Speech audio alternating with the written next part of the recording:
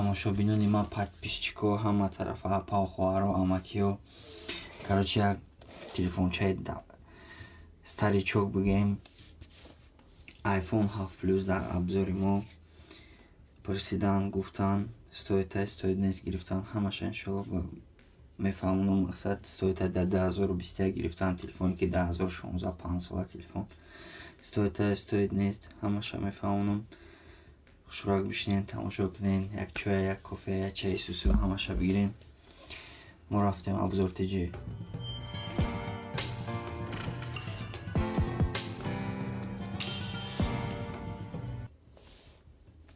так iPhone 7 Plus 2016 сол моҳои октябр дар баромада буд бояд ҳар сентябр мақсад iPhone як презентатсия хича мекунам iPhone 7 Plus дер бировард барои чӣ барои ки ҳамин сол бояд AirPods мебировард мақсад AirPods беспроводной наушник бояд ҳамура анонсировать мекард баробар ами iPhone 7 мебировард ами ҷои бенаушник дора ку iPhone 7 ами саршида бояд ами бенаушник кадан компанияда бояд баробар мебировардан AirPods қатъи нашид AirPods мақсад дер кард арои iPhone камакак дертар буд не ки телефон биромад яке мақсад то ҳозира бо презентатсия мекунам 7 Plus 8 Plus як то ҳозира дизайни хушу дора и 7 Plus Jet Black буд матои оҳан барин ва буд ин царапина хайне ки тезтарак мебардора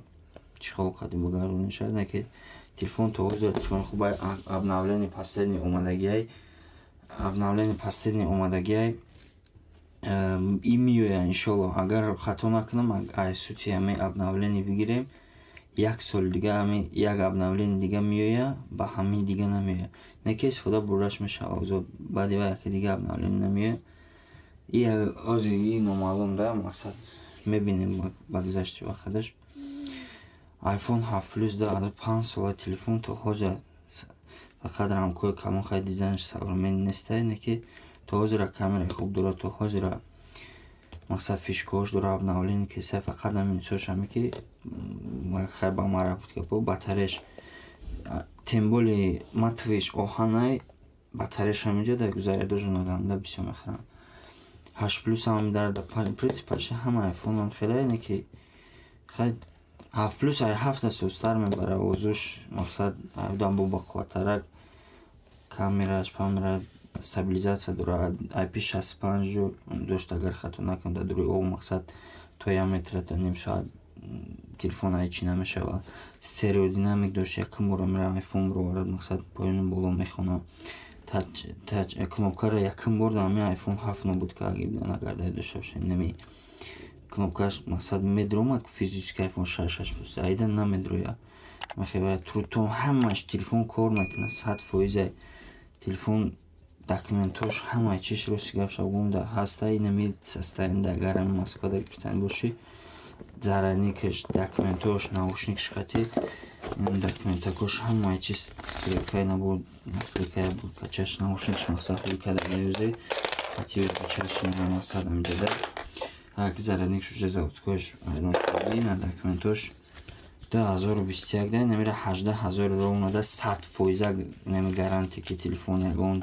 хуи кадаги набуд ягон бор батареяш мақсад чанд фоиз якам 70% боша миёви 100% гарантияш қати ки имина ҳамин нархда хай бо арзонтар биёи бо сустар мақсад телефон то ҳозир 100% кор мекунад зависият намекунад чӣ требование дар 2000 мақсад ами 21 да дори телефон дора мақсад акхай мақсад амея ки рамкош хай современный нест не ки телефон намечаспа плюс iPhone амея хай мақсад платформа балочкашу процессори ам хел дора намеша телефон космос ай бомба стоит гирифтан албатта стоит дошта боши 18000 албатта биги телефон бақувват мебара камера бақувват дора стабилизация мақсад вақти съёмка кардам намеҷам ку оптическая стабилизация нехе двойной камера якум бора ами iPhone мақсад пеш iPhone ам будам до камерага телефона китайский агар дошта боша мезадам телефон калона экранаш 5.5 мошини протсессориш Bionic процессориш 10 Bionic 11 iPhone 8 Plus сар шуда буд. Ай рӯи ҳамон процессориш мақсад Bionic чиза сар карда, так 10 бақва так то ҳозир обновление омадааст. iOS 14 последнее обновление омадагиай. Ина ай рӯи нами фишка бисёр мегаранги Android бисёр да махлуд шид нашид. Обновление омадааст 100% 2021 телефон бе ягон камбуди, бе ягон дард кор кесай, ягон грамм жалбам нест. Мақсад ки ягон проблема дураи сусу. Ина так 83% телефон ягон дард надора, 100% фақат ака уже саврами гутка по инами асоб нам ҷедблекаш қафош бисёр сарапина мегирифт. Айринем стеклош неке презентация мекунам хушрои телефон дизайни ҳами то ҳозира мегам презентация мекунам бисёро ки ҳами яке дизайнои хушрӯтарин ҳами iPhone 7 Plus дорад. Зарядаш кам мебараҳо ханакида тимболи матовиш боша, агар тимболи ва оҳанай ана 8 Plus батареяш аида кам то пасту неки зарядаш почти яхе мебаранд. Ним хага телефон спишка мақсад чётки дора, камераи чётки дора, сураташро мепартам. Ака чётки камера мақсад ба соли худаш то ҳозира телефоное ки ҳозира даже мебироя абсолютно мебараша барои качества съёмка да тем более iPhone да равни нестай. Ма будак 11 Pro X ма бинин чӣ съёмка дора. Ирамоз ягон сурат протоколшо мепартам. Инам хагап кор 18000 да 100% дожа шояд арзонтарам биёд. Мақсад нама гузам ки ами средни нархе ки одамо меган беу рынокда 18000 ия навш ҳам мефурӯшанд 30 чанд ҳазор, ия 128 гигабайт 18000 навш ҳам мефурӯшанд, леки навша стоит нестай у рефрешай восстановление и телефоно навшон фурӯшта нестанд. ҳозир уже 8 плюс ҳамаи фурӯш гирифтагианд, мақсад производствода нестай. Нав там мефурӯшанд коробка запечатане у восстановлени ваяда бахши камера меҷма восстановлени рефреш меган да ягон ҷош ягон чишнаги неки агар именно мисол 32 бошад аҳамият да бошад нархи нав ба беу ягай барои ки вай восстановлена ягон процессор шариш кардагиан ё экранша батареяша яч мазуре хав баро кардагианша ки